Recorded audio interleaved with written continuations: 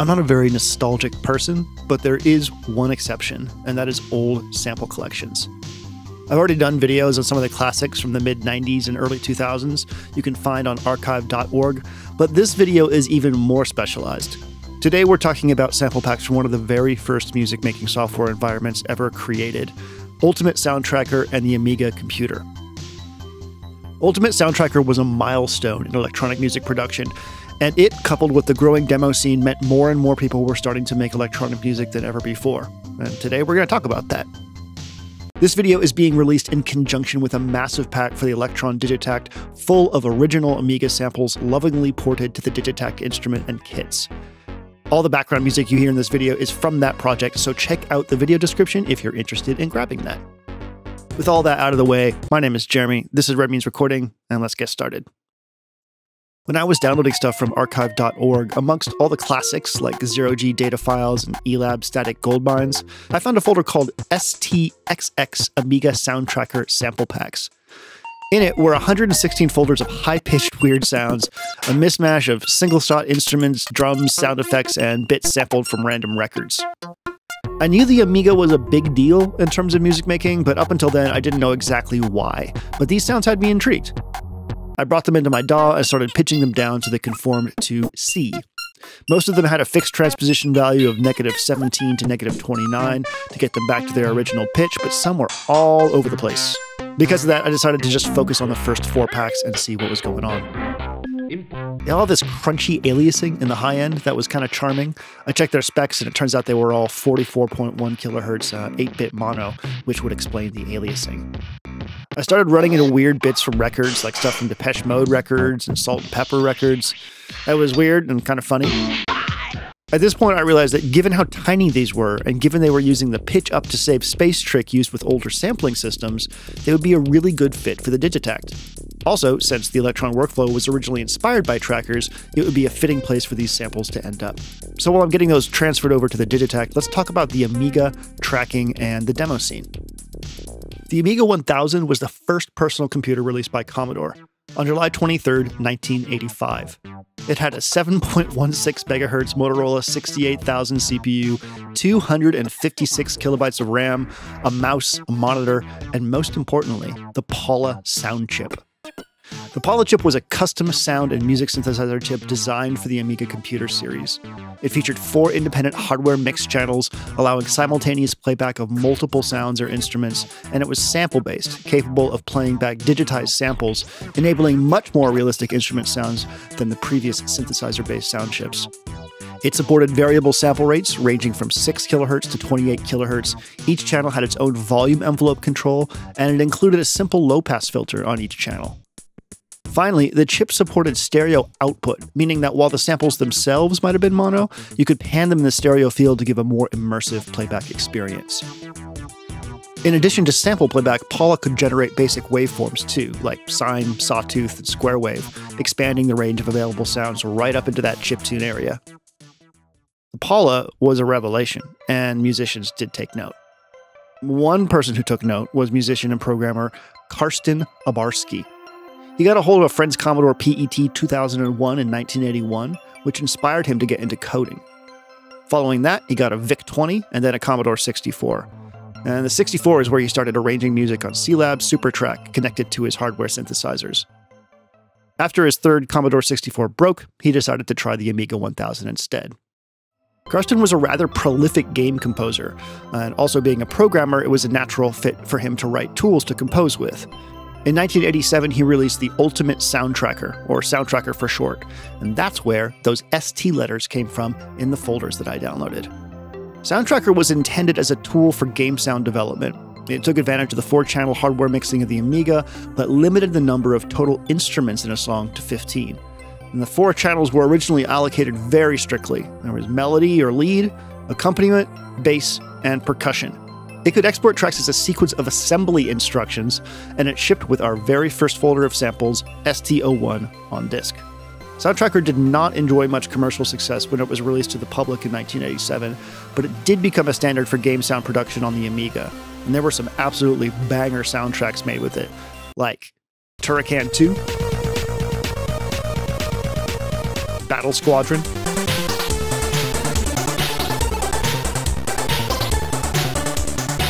Hybris,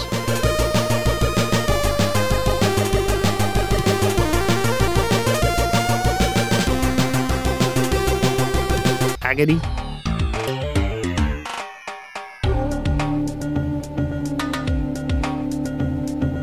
and Golden Axe, Fiend's Path.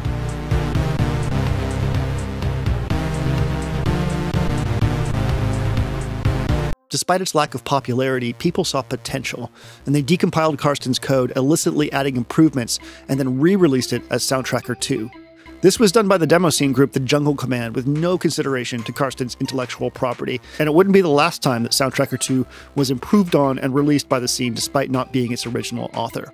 I want to talk a little bit more about the demoscene stuff, but first, let me show you what's in this Digitakt pack.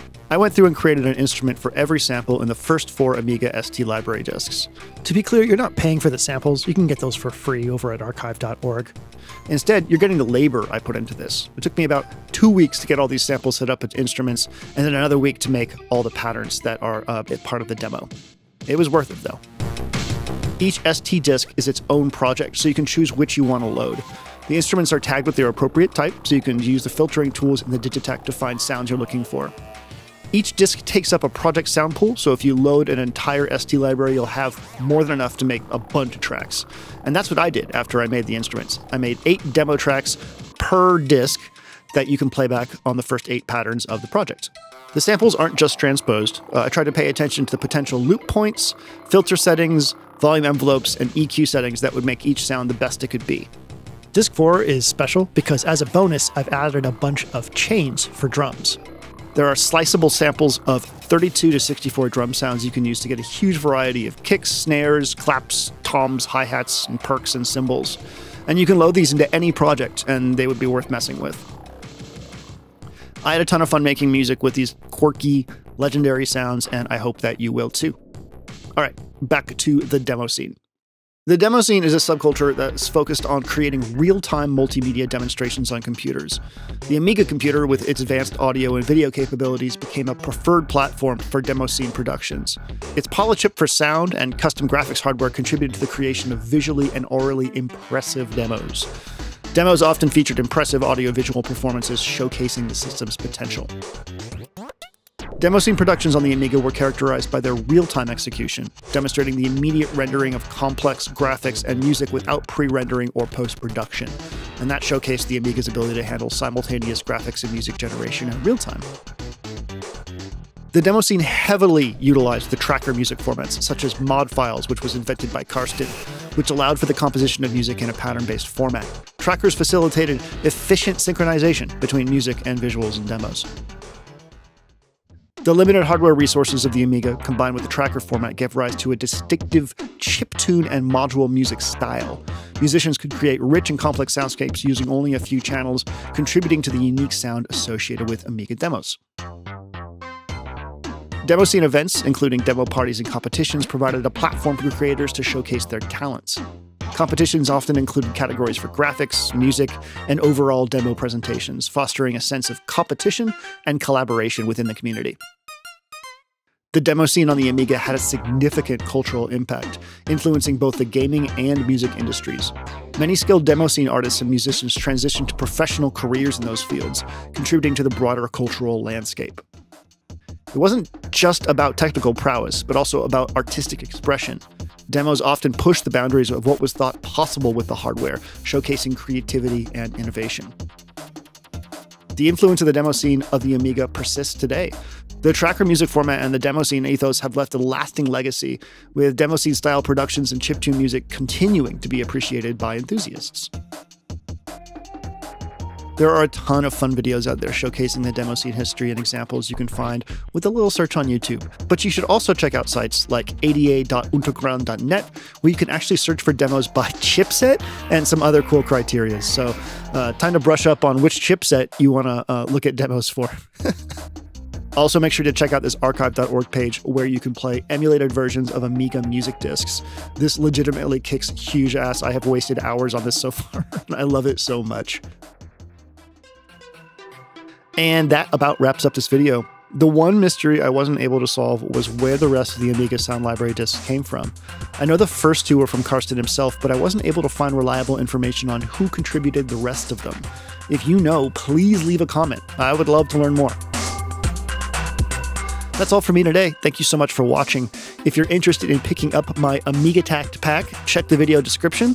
If you like the video, like the video. If you want more, subscribe. And if you want to support the channel, Patreon, video description, all that good stuff. This has been Ren Meads Recording, and I do hope you have a wonderful day.